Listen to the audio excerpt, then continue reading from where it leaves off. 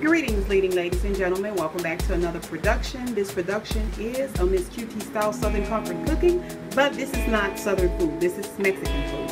Now, I'm going to be cooking tostadas today, and I've cooked tostadas before, and I have a video or maybe two up way down the line years ago cooking it. But recently, I saw a video from Chanel H where she made some tostadas, and I just started having a craving for them. So she inspired me to make some. Now, I usually get some when I go to the restaurant, but I wanted to cook my own too after watching her videos. I just had a taste for them once I saw her.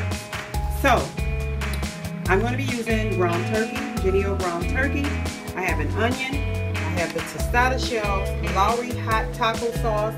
I have jalapenos. I have refried beans, the spicy jalapeno refried beans.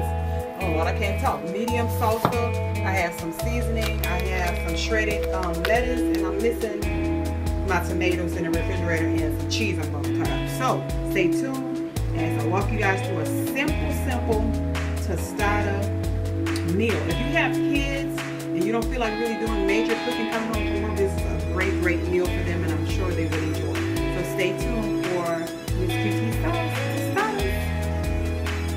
Turkey burger meat tostadas.